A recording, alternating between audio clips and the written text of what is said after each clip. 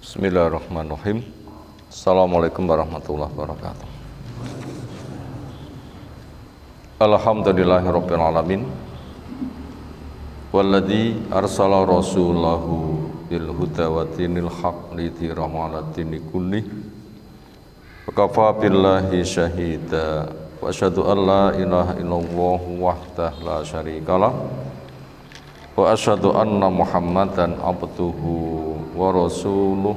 Allahumma shalli ala Muhammad wa ala alihi wa ashabihi wa man tabi'ahum bi ihsanin ila yaumiddin. Ya ayyuhalladzina amanu taqullaha wa qulu qawlan sadida yuslih lakum a'malakum wa yaghfir lakum dzunubakum. May yuti'illaha wa rasulahu faqad faza fawzan 'azima wa ba'd. Fa inna astaqal hadisi kitabullah wa khairal hadyi hadi Muhammadin sallallahu alaihi wasallam. Syarrul umuri muhdatsatuha fa inna kulla muhdatsatin bid'ah wa kulla bid'atin dhalalah wa kulla dhalalatin finnar.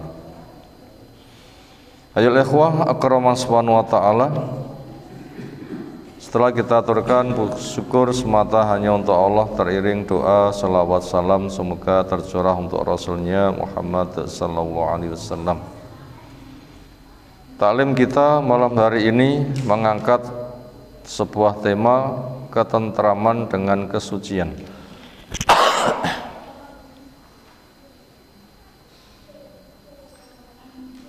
Yang dimaksud dengan ketentraman itulah zikir.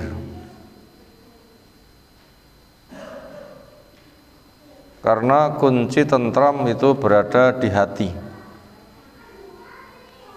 Sebagaimana pesan Nabi sallam, ala inna fil jasati mudghah idza saluhat saluhal jasatu kulluh wa idza fasadat fasatal jasatu kulluh ala wahya al-qalbu.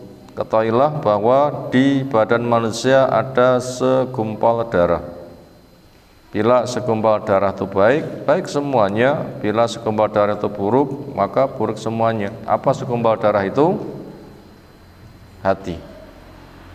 Itu kunci. Hatinya tentram, sekujur tubuh tentram. Hatinya gundah, sekujur tubuh juga terdampak. Sementara hati walaupun ada di badan manusia, pengendaliannya oleh Allah Ta'ala.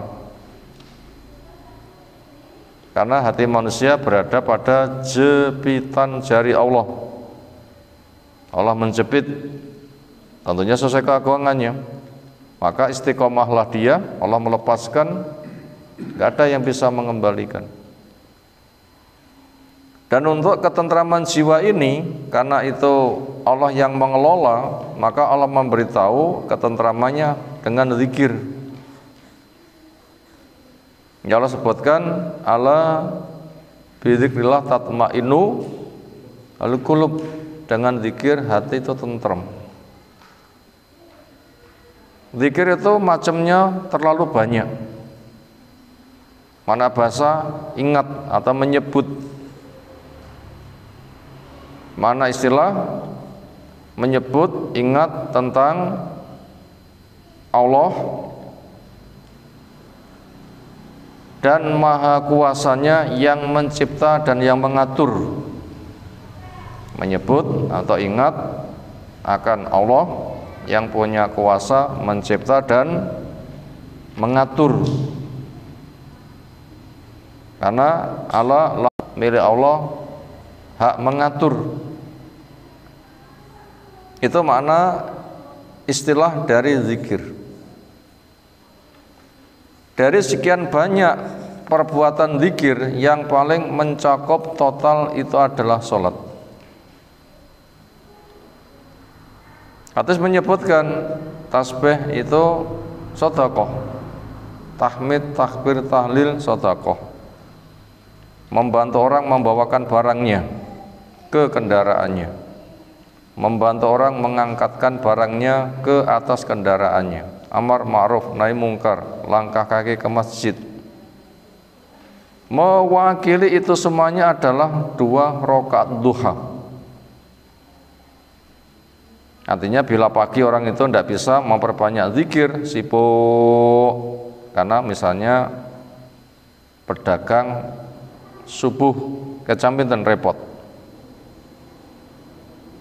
jam luru pun repot kira orang nggih. Kapan leren nih? Sempatkan waktu selesai dari pasar sebelum belanja lagi 2 rakaat duha. Itu sudah cukup mewakili. Kenapa kok begitu?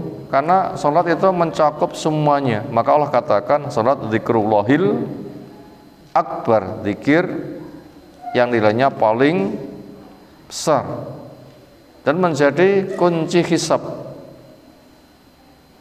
pencahayaan terterang, penyebab bisa sujud di depan Allah di mahsyar, dan berbagai macam fadilah yang lain. Karena tidak sholat itu adalah kafir. Nah itu gambarannya itu ke sana. Itu dijadikan zikir yang paling besar. Amal badan pertama dihisab itu sholat. Sholatnya baik, baik semuanya, jelek. Punyakah tatawu? Bila punya nanti wajibnya kurang beres akan disempurnakan dengan tatawu, yaitu amal sunnahnya. Sementara sholat itu baru sah bila orang itu punya kesucian. Inilah alasan tema ini kita angkat, ketentraman dengan kesucian. Makanya siapa yang menjaga kesuciannya, maka hatinya mudah digiring masuk surga. Sinten tiyang sing dadi contoh menjaga kesuciannya? Bilal. Gimana kisahnya? Satu pagi Bilal dipanggil, bahasa mudahnya lal dalem, mambengi aku kok wis krungu derap kaki langkah, derap telapak kaki langkahmu berjalan di depanku di surga. Kamu punya andalan amal apa? Apa jawabnya? Setiap kali saya hadas, kapanpun waktunya, malam maupun siang, saya wudhu lalu sholat. Apa kata Nabi? Ya kuwi. Itu sangat nyata, kesucian akan membuahkan ketentraman dengan kesucian. Nah semoga kita tertarik dengan perilaku Bilal. Tidak tertarik nanti berusaha. Tidak tertarik akan berusaha. Di balik itu juga hadis menyebutkan at-tuhur syatrul iman. Kesucian itu separuh iman. Kalau iman itu sholat, kesuciannya berarti menghilangkan hadas. Dan hadis itu maknanya luas. Itu diantara cakupan maknanya itu. Kalau keimanan itu adalah sholat, kesuciannya dengan menghilangkan hadas. Itu alasan kenapa tema ini kita angkat, sudah kita dudukkan seperti itu. Adapun tujuannya supaya ketentraman Allah berikan kepada kita dan kita dimudahkan untuk menempuh jalan kesucian. Dasar keterangannya nukilan Al-Maidah yang ke-6 bersama kata pengantar tafsir dan rangkuman ringkas. Setelah itu nanti kita akan lihat apa pembatal hadas kecil dan hadas besar, bagaimana cara untuk mencari kesucian. Temanya sudah kita urutkan. Sekarang kita baca ayatnya dulu bersama pengantar tafsir, bersama beberapa rangkuman. Nanti bagian akhir kita sampaikan tentang pembatal kesucian dan cara bersuci. A'udzu billahi minasy syaithanir rajim. Ya ayyuhalladzina amanu idza qumtum ila sholati faghsilu wujuhakum wa aydiyakum ilal marafiqi wamsahu bi ru'usikum wa arjulakum ilal ka'bayn wa in kuntum junuban fattahharu wa in kuntum marda aw ala safarin aw jaa ahadum minkum minal ghaiti aw lamastumun nisaa falam tajidu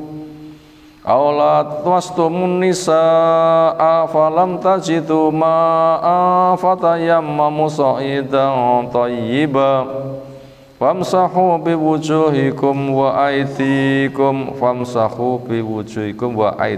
adiyan niku nggih famsahu biwujuhikum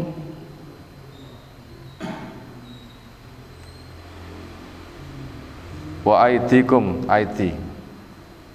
famsahu biwujuhikum wa aydikum min ma yuridullahu liyaj'alaikum min haraj walakin yuridu liyutahhirakum wal yutimma ni'matahu 'alaikum la'allakum tashkurun.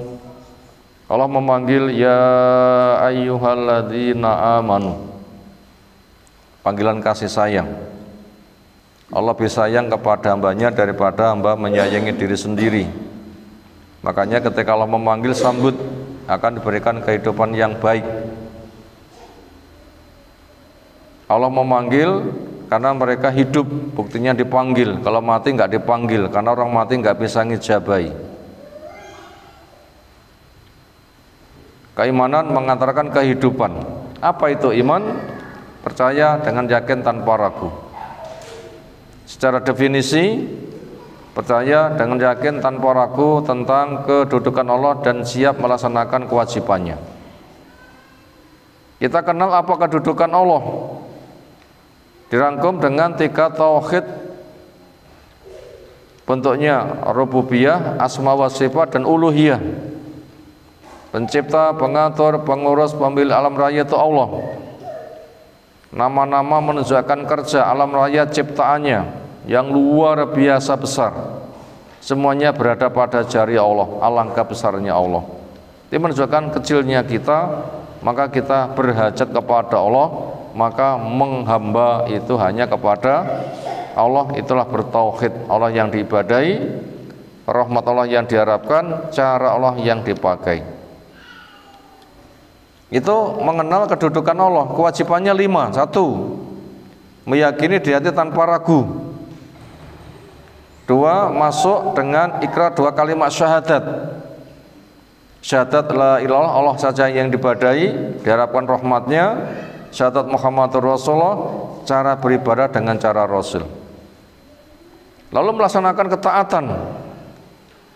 Makanya harus mengetahui syariat. Karena ada jalan surga, ada jalan neraka, nggak boleh berjalan kecuali ada ilmu. Belajar baru beramal. Itulah Quran, dipahami dengan, ditafsirkan dengan sunnah, dipahami sebagaimana para sahabat mereka telah sukses. Jalan surga dikerjakan penuh harap. Jalan neraka ditenggakan dengan penuh waspada. Lalu yang keempat, iman bisa naik, maka naikkan dengan ilmu. Teman yang baik, perbanyak zikir, istighfar, sedekah, banyak doa. Semoga Allah mengokohkan hati sehingga tidak goyang. Yang kelima, iman bisa turun, waspada dari penurun dosa, diawali dengan malas. Dosa, lingkungan yang jelek, lama-lama bisa mengantar kepada kesyirikan, penghancur habis-habisan. Ketika Allah memanggil itu ada proyek. Bila kebaikan diberitahu supaya mereka sukses mendapatkan, bila bahaya diwaspadakan supaya aman. Di sini proyeknya apa? Pelaksanaan rukun Islam terbesar dari perbuatan badan. Apa itu? Sholat. Ternyata sholat itu ada syaratnya, ada rukunnya, ada wajibnya, ada sunnah qauliyah maupun fi'liyah, ada makruhnya, ada pembatalannya. Di antara syarat sholat adalah satu, niat.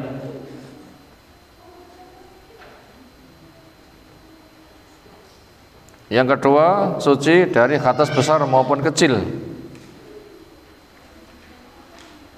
Tiga, suci badan, pakaian maupun tempat sholat.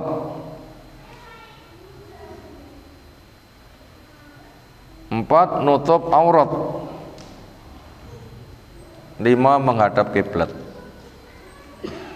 Jadi ada niat, suci dari hadas besar maupun kecil, suci badan, pakaian maupun tempat sholat, kemudian nutup aurat, menghadap kiblat.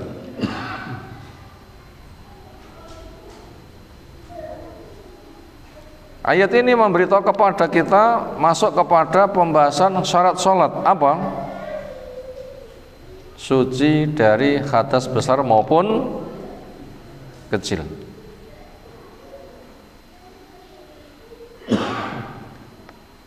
Tentunya syarat di atas juga ketika sudah masuk waktu. Sudah masuk waktu, ada adzan, berarti kudu sholat. Nah, syaratnya dipenuhi. Pesan Allah, idza kumtum, bila kamu sudah punya niatan berdiri ila sholati, untuk menegakkan sholat. Ada panggilan hayya ala sholat, berarti sudah sadar untuk sholat. Maka penuhi syaratnya. Masuk waktu jelas, berniat, kemudian menghilangkan hadas. Apa itu? Bila hadasmu kecil, wudu. Bila hadasmu besar, mandi. Bila mau wudu dan mandi terhalang air, tayamum. Di sini diperinci dulu tentang masalah mandi. Ya, masalah berwudu dulu, yaitu faksilu wujuhakum, cucilah, basuhlah wajah kalian. Mulut, hidung termasuk wajah. Makanya disedot air ke hidung, istinsak namanya. Juga dikumur-kumuri, nah itu duluan sebelum membasuh wajah. Sebelum wudu, bismillah dhisik. Cuci tangan. Nah, baru memasukkan satu telapak tangan, satu cawokan, mulut, hidung putar keluar. Keran tutup supaya air tidak terbuang sia-sia. Biasanya kerannya panggah mantur napa dipun tutup. Niku telase banyu pinten malian. Kita nanti akan dihisab nyapa banyu tok guwai. Yang paling bagus itu pakai gayung diciduk, nggak usah buka tutup keran. Supaya kita latihan berhemat air. Kenapa? Kita akan dihisab. Air akan dihisab kita nanti, maka ngati-ngati. Dan itu mahal harga air itu. Maka jangan dibuang sia-sia. Maka buka tutup keran, kerannya gampang lecek, tuku anyar itu malah penak hisabe. Daripada banyu panggah mantur ngeman keran.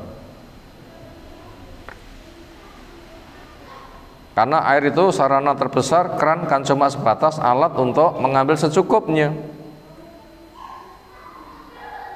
Diupayakan air tidak ngerojok, makanya mencawuk itu paling bagus. Satu cawokan ditampung dengan dua telapak tangan, guyurkan ke wajah, gosok-gosok. Satu cawokan lagi, minimal sekali, boleh 2 kali, boleh 3 kali, 4 kali tidak ada. Kemudian wa aydiyakum, cuci juga tanganmu ilal marafiq, ke siku. Maka itu yang paling bagus mencawuk, telapak tangan di atas diangkat, banyune mengalir ke lengan, gosok-gosok. Bukannya kerannya mengalir, tangannya ditung nih. Contohnya enggak seperti itu. Mungkin kita butuh koreksi wudhu kita. Sering terlalu boros air, karena pertimbangannya yang penting kacul. Padahal itu cara itu sudah ada. mencawuk, diangkat, nanti banyune milih gosok-gosok. Sehingga banyune betul-betul hemat. Sak gelas cukup untuk wudhu. Kita 240 ml.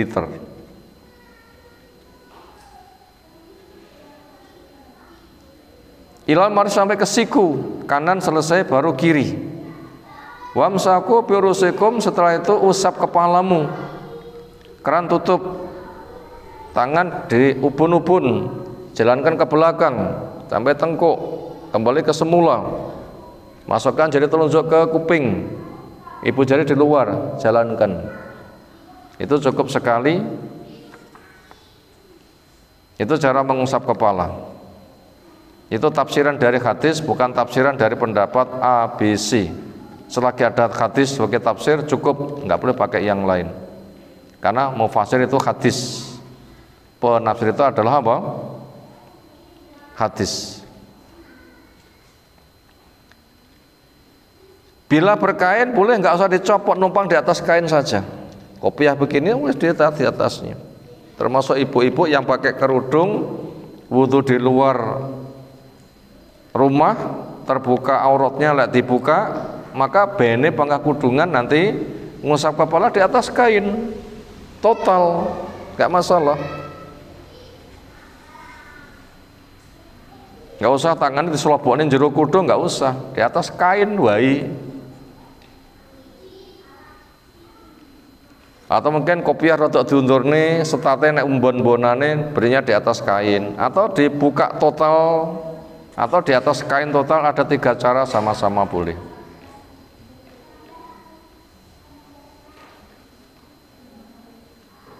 Terakhir, warjulakum, cuci kakimu itu dengan cawukan tangan, dipercikkan, gosok-gosok jari kaki, disela-selai pakai jentikan. Ulang lagi, kanan, kemudian yang kiri. Itu cara wudhu. Setelah itu membaca 2 kalimat syahadat. Setelah itu membaca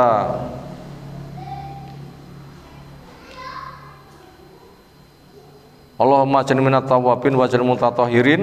Setelah itu mengatakan raditu billahi robba wa bi Muhammadin nabiyya wa bi islamidina. Itu zikir sesudah wudhu.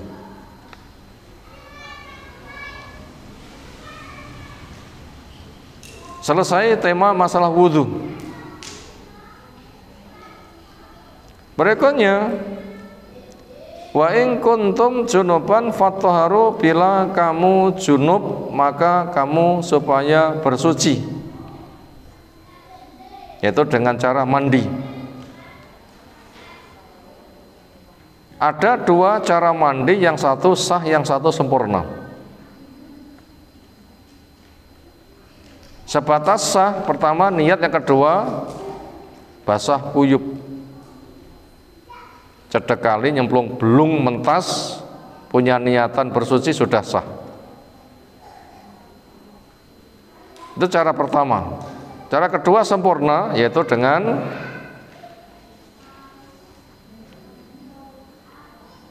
sikat gigi,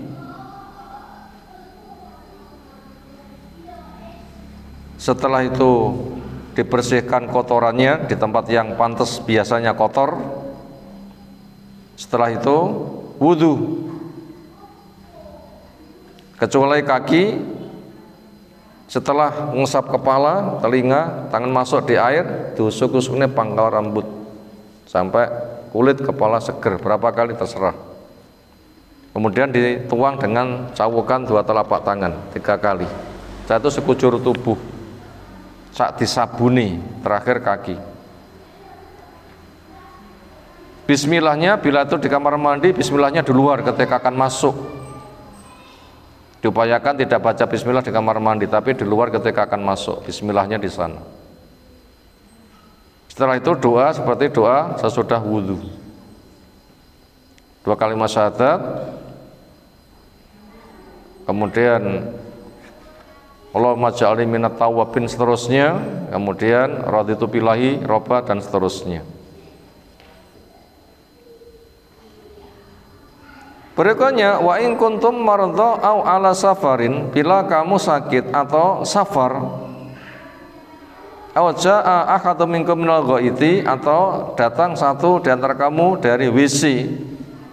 Ini masuk hadisnya hadas kecil. Aw lamastumun nisa, atau kamu saling sentuh dengan perempuan, artinya jima. Ini hadasnya besar. Hadas kecil dengan cara wudhu, hadas benar dengan cara mandi, tapi terhalang air. Cari nggak ada, atau badan nggak berani, terlalu dingin atau sakit. Maka solusinya cari kesucian dari hadas kecil maupun besar. Caranya sama, yaitu dengan cara tayamum, yaitu falam tajidu ma'an fatayammamu sha'idan thayyiba, menujulah kepada permukaan bumi yang bersih. Sa'id niku kudu lebu mboten? Enggak harus. Permukaan bumi berdebu atau tidak berdebu. Termasuk apa nih? Permukaan meja ini boleh ditepukkan bismillah, tiup, usapkan wajah, telapak tangan, lalu berdoa, selesai. Enggak kudu lebu, nek plesteran boleh, nek tembok boleh. Karena saat itu bukan debu, tapi saat itu permukaan bumi yang bersih, berdebu atau tidak berdebu. Makanya ketika di pesawat terbang rasa nggawa wedi kok ngomah. Permukaannya apa? Ya dindingnya pesawat kan bisa kan. Dan di pesawat standarnya sudah ada air. Di kamar kecil kan bisa wudhu di situ. Untuk kaki dibungkus kaos kaki, berarti wudhu dulu, kaki dibungkus kaos kaki, sepatu, nanti nggak usah ngerujuk sikil, cukup diusap punggungnya saja, seret. Sehingga kebutuhan air wudhu nek kendaraan di pesawat terbang itu gampang. Yang paling gampang adalah wudhu dhisik, kaki dibungkus kaos kaki dan sepatu, nanti ketika wudhu cukup diusap dhuwur pisan nemplek seret. Tapi nek dadak nyuci kaki repot nanti lah ya. Ngentek banyu piro nang jero pesawat. Cara bertayamum, famsahu biwujuhikum wa aydikum, usaplah wajahmu dan tanganmu minhu, dari permukaan bumi yang baik. Ma yuridullahu bikumul ma yuridullahu ayyajala alaikum min haras, ma tidaklah yuridullah, Allah menginginkan, liyajala untuk Allah jadikan, alaikum pada kalian, min haras dari kesulitan, walakin tetapi yuridu Allah menginginkan, liyutahhirakum untuk menyucikan kalian, waliyutimma nikmat Allah, hendak sempurnakan nikmatnya alaikum atas kalian, la'allakum tashkurun, semoga kamu bersyukur. Sekarang makna ayat, makna secara global, bukan tafsir terperinci. Nada menyeru ar-Rabbu, Allah Rabb Ta'ala yang maha tinggi, ibadahu al-mu'minin, memanggil kepada hambanya yang beriman, yang iman kepada Allah, bertauhid, berarti iman kepada Rasulnya, berarti mengikuti sunnah, wa'ati iman kepada janji Allah, semangat beramal soleh, wa'idhi iman kepada ancaman Allah, maka menjauhi dosa. Liya'murahum, Allah memanggil untuk memerintah mereka, bithoharati, untuk bersuci. Idzahum aradu sholat, ketika mereka menginginkan sholat. Waya, dan sholat itu munajatul abdi, berbincangnya hamba, lirabbi, kepada Allah. Orang berucap alhamdulillahirabbil alamin, Allah menjawab hambaku memuji saya. Orang berucap ar-Rahman Rahim, Allah menjawab hambaku menyanjung saya. Makanya kita wajib paham maknanya dan kita wajib konsentrasi. Kenapa? Kita berbincang. Munajat itu berbincang, ngobrol, sehingga nggak nyelimur, nggak ngelantur. Tiang sholat nanti ngelantur mboten? Sering. Apa berbincang terus ngelantur nih, dikira wong nglindur nih ngomong nggih. Ini jajak ngomong kok pikirannya merono-merono ki piye to? Nah, kata harus khusyuk, direnungi maknanya, tahu bahasanya. Itu namanya munajat, berbincang kepada Allah. Li hadisnya, karena sebuah hadis, al musalliyu yunaji rabbahu, itu si hadis, orang sholat itu berbincang dengan Allah. Wa bayyana, Allah juga menjelaskan lahum kepada mereka at-taharata as-sughra, bersuci yang kecil, minha dari macam suci, wa ya wudu, bentuknya wudu, wal kubra, bersuci yang besar, bahaya bentuknya al-ghuslu, mandi. Wabayana, Allah juga menjelaskan lahum kepada mereka ma yanubu anha, apa anhuma, yang bisa mewakili wudu dan mandi. Idza ta'adzara, apabila beruzur wujudul ma, tersedianya air, alladzi bi atoratu, yang dengan air orang bersuci, au ajazu, atau mereka enggak mampu istiqmalahu, untuk menggunakan air karena sakit atau enggak ada air. Wawa, dan pengganti wudhu dan mandi ketika berhalangan air namanya at-tayammum. Ya, selesai pengantar global. Ini tafsirannya sengaja enggak saya tulis karena waktunya terbatas. Sekarang ada 3 nomor rangkuman ringkas hidayatul ayati, petunjuk ayat. Pertama, al-awwal, al-amru bit-thaharati, perintah untuk bersuci. Wa bayanu kaifiyatul wudu, dan tata cara wudu. Wa kaifiyatul ghusli, dan tata cara mandi. Tadi sudah kita sampaikan. Wa kaifiyatul tayammum, dan tata cara tayamum. Tadi sudah. Yang nomor 2, bayanul a'dzar, keterangan alasan-alasan an-nakilah yang bisa memindahkan lil mukmin, untuk mukmin, minal wudu ila tayamum, dari wudu ke tayamum, yaitu terhalang air, enggak ada atau enggak berani, diganti dengan tayamum untuk cari kesucian, entah hadas kecil maupun hadas besar. Yang ketiga, bayanu mujibatil wudu wal ghusli, keterangan apa yang mewajibkan wudu dan yang mewajibkan mandi. Bagian yang akhir ini yang kita lanjutkan. Sing mewajibkan wudu nopo, atau pembatal wudu. Ini mau dicatat boleh. Pembatal wudu. 1, keluarnya sesuatu dari lubang depan. 2, keluarnya sesuatu dari lubang belakang. 3, hilang akal. 4, makan daging unta. Itu bisa dibilang pembatal wudhu. Sekarang kita perinci, yang keluar dari depan nopo? Kencing. Ini bila laki-laki perempuan.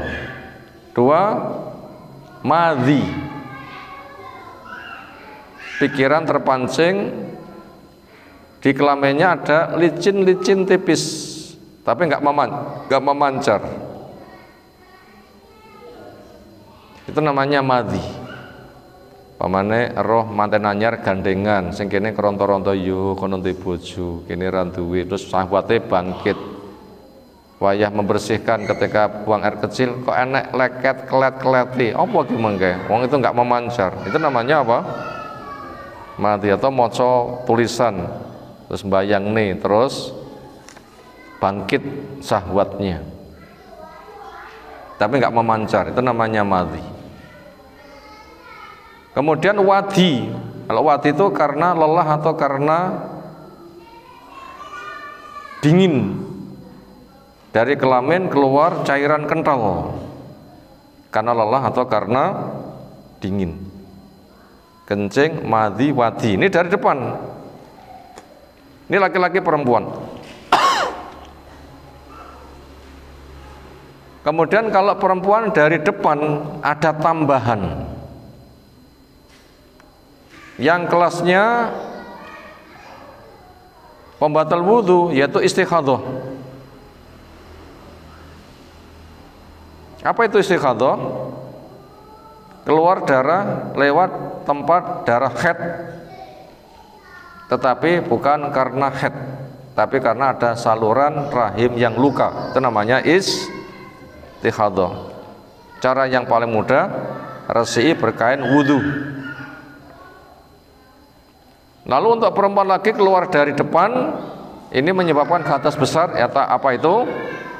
Darah haid dan darah nifas. Untuk perempuan keluar dari depan, sel darah putih yang keluar namanya keputihan. Ini saya belum tahu kalau itu termasuk najis. Dan itu berpotensi berbau. Karena itu memang ada sel darah putih yang melawan penyakit mungkin kalah. Itu yang paling bagus dibersihkan.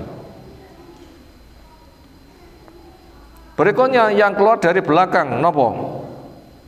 Sing paling sering kentut, dhuwure BAB. Yang lain cacing. Nanti cacingnya metu kepanasan ngisis nomor dereng. Apa teh kelor-kelor sedang ditelok enak cacing atau mungkin enak kutu nih. Keluar dari situ. Kroso kan ya? Itu yang keluar dari belakang. Berikutnya pembatal wudhu adalah hilang akal. Kenapa penyebab hilang akal? Tidur pulas. Nanti tiang Jumatan nganti ngorok.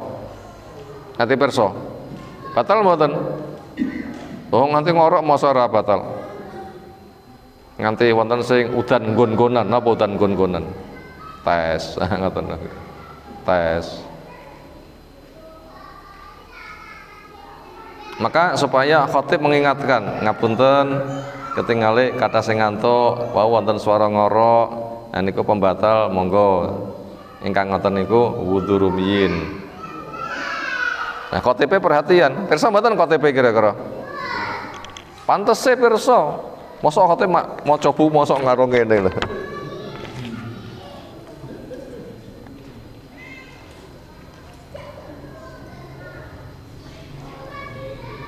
Ya tahu khotibnya ya. Nanti menghimbau khotibnya, kewajiban khotib itu. Atau mungkin di luar pantauan khotib sing roh tonggone nanti selesai ayo wudu kono singgol rumane khotbah turu wae. Nah koncone akrab kang pantes nggih bahasa ngoten niku lho nggih. Ya sesepuh ya ora ngono lho. Ngapunten Pak, ketinggalan panjenengan sebatas wudu rumiyin. Nah, diaturi yang baik. Itu penghilang akal tidur. Mungkin juga pingsan, semaput, atau dibius, atau karena kena miras, karena masih dosa, atau mungkin karena dipermainkan orang untuk mengkonsumsi miras. Jere kopi gedonge diombe jebule miras, ora sir tapi kena, akhirnya hilang akal. Nah senada dengan itu termasuk pembatal wudhu. Kenapa? Hilang akal. Termasuk pembatal wudhu yang lain itu adalah makan daging unta. Kenapa? Dalile ngono ya wis. Nek makan buah ndak, makan daging yang kena air wudhu bagus, tapi tidak harus. Tapi daging unta harus. Itu tadi pembatal wudhu. Sekarang kita melihat berikutnya yang mengharuskan mandi besar. Satu, untuk ibu-ibu selesai dari haid. Nomor dua, untuk ibu-ibu lagi selesai dari nifas. Yang ketiga, untuk ibu-ibu dan bapak-bapak selepas jima. keluar air atau tidak keluar air, yang penting khitan dengan khitan ketemu, khitan dengan khitan ketemu walaupun belum keluar air itu sudah wajib mandi. Itu yang ketiga. Yang keempat tadi apa? Haid, nifas, jima walaupun belum keluar air. Lalu berikutnya orang yang mempermainkan syahwatnya sendiri sehingga memancar, onani, itu dosa. Dan dia nanti bila mau sholat wajib mandi.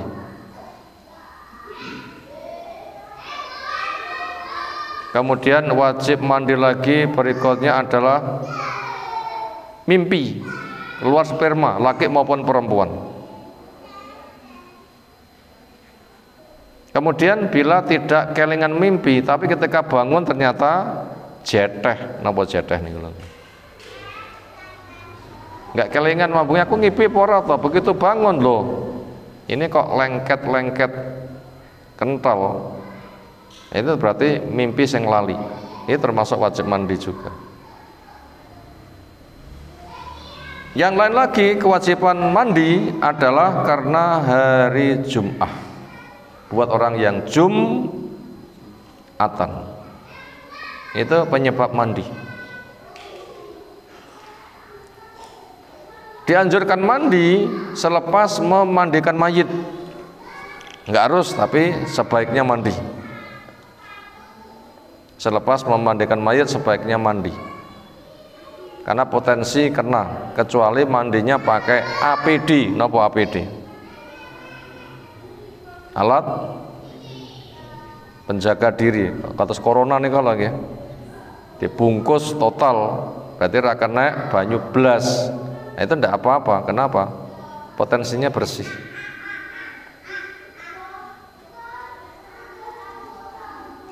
Itu tadi tentang yang mewajibkan mandi, kita ulang, nifas, haid. Adapun kalau istihadhah, mandi itu bukan harus tapi boleh jadi pilihan. Bersihkan wudhu setiap mau sholat itu tak cukup, tapi bila mau mandi boleh 5 kali juga atau 3 kali. Zuhur asar sekali mandi, maghrib sekali mandi, subuh 1 mandi. Kita ulang mengucapkan mandi. 1 haid, 2 nifas, 3 perbuatan suami istri junub, jima walaupun belum keluar air, 4 dipermainkan kemudian memancar sperma. Kemudian yang kelima, mimpi dan kenyataannya keluar. Kemudian yang keenam, hari Jumat. Itu diantara yang menyebabkan harus mandi. Hari Jumat buat yang Jumatan. Berikutnya yang menyebabkan boleh tayamum.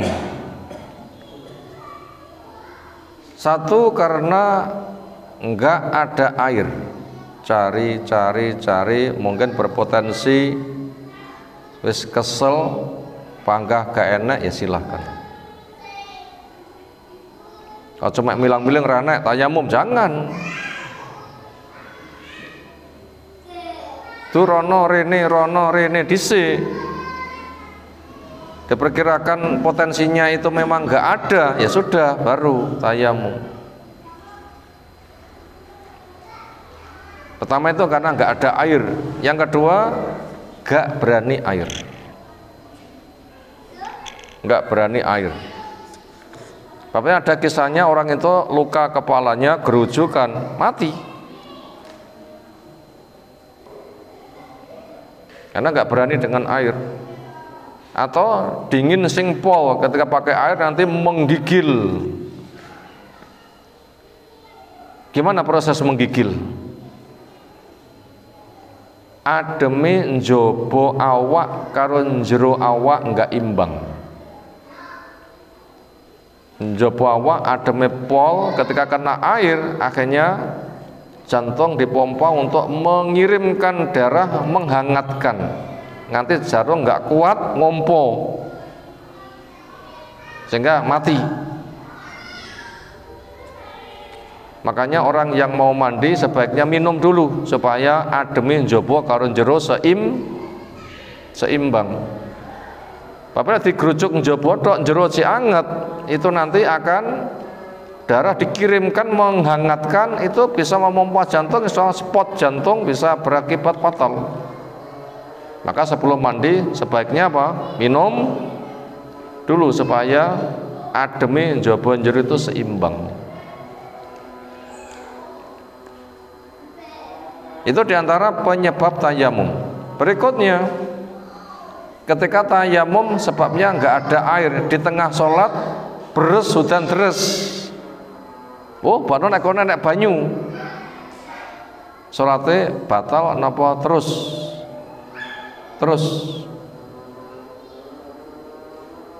Cuma nanti bila mau sholat lagi harus wudhu. Kenapa? Sudah ada.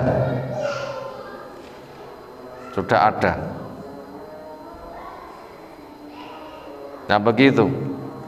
Kemudian orang yang kedinginan, sekarang waktunya sholat ternyata dinginnya sudah habis, malah hujan deres, awalnya malah seger, sholatnya terus enggak? Terus. Atau semula sakit sekarang hilang sakitnya, tapi pas sholat itu sholatnya terus. Cuma nanti apabila sholat berikutnya yang lain setelah salam, karena sudah berani air atau ada air, maka harus berwudu. Sing sudah kadung tayamum lalu sholat, di tengah-tengah sholat itu adalah akhirnya berani air, maka itu sholatnya terus, tidak usah sholatnya dibatalkan. Lalu cara wudu sudah, hemat air, cara mandi sudah kita sampaikan, cara tayamum sudah termasuk doanya. Nah demikian materi global yang tersampai dari judul ketentraman dengan kesucian. Tentram itu adalah sholat, suci itu dengan wudhu, mandi atau tayamum. Ternyata sudah tersampai. Berikutnya kesempatan tanggapan, disilahkan.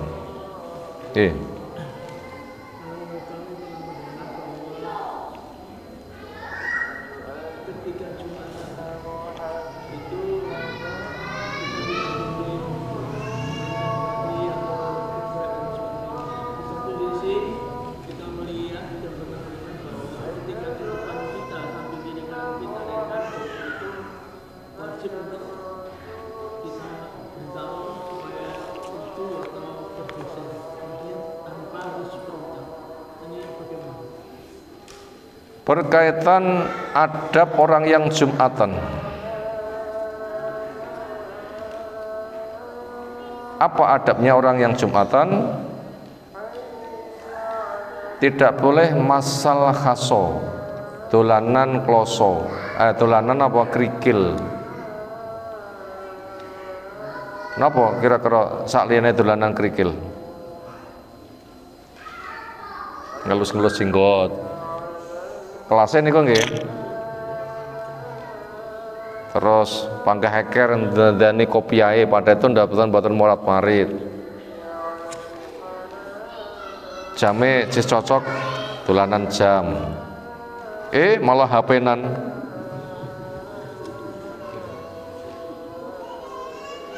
Itu termasuk kelasnya masal khaso, dolanan kerikil.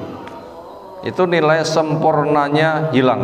Sah tapi nilai sempurnanya hilang. Sah tapi sempurnanya hilang. Terus koncone guyon ngomong ikut meneng. Itu juga tidak boleh. Lek koncone ngantuk kon wudu gimana? Ya sama saja, biarkan saja dia itu ngantuk. Karena itu nanti yang menghandlenya itu adalah khotibnya. Jadi guyon atau keturun itu termasuk biarkan saja, karena siapa yang guyon mengatakan hus senada dengan itu juga logo. Ujung-ujungnya engkau malah dijak guyon. Itu nanti imam yang menghandle, yang menyelesaikan. Kayak kasus imam menyelesaikan kasus jamaah apa ada? Ada. Ada orang datang langsung duduk, imam nanya, fulan sudah sholat tahiyatul masjid? Belum, silahkan sholat. Kesempatan yang lain ada yang interupsi. Kenapa interupsi ini? Wahai Pak Imam, kering, nggak hujan, mana-mana garing, tanduran mati. Tolong istisqolah, semoga Allah turunkan hujan. Langsung disanggupi, turun hujan seketika. Jumat berikutnya juga interupsi lagi, pun kewawaken. Napa kewawaken ini? Hujan seminggu ramandek-mandek kewawaken. Doalah semoga Allah hentikan. Rasul langsung doa, Allahumma hawalaina wala alaina. Ya Allah, di sekeliling kami, tidak di atas kami. Alal jabal, al-utum, alal ghoba, di juting-juting, di bukit, di gunung, di hutan. Akhirnya sing ke juting tangan plong padang, tapi sono-sono masih hujan. Maka untuk kasus seperti ini, kalau enek sing guyon, imamnya nanti sing ngelekne, enek sing ngantuk, imamnya sing ngelekne. Engko disenggol khotbah khuru. Engko malah sikut-sikutan lagi. Biar imamnya saja. Allah alam, apa lagi? Pun bila sudah, itu yang kita sampaikan di kesempatan kali ini. Semoga Allah berikan ilmu manfaat untuk kita semuanya.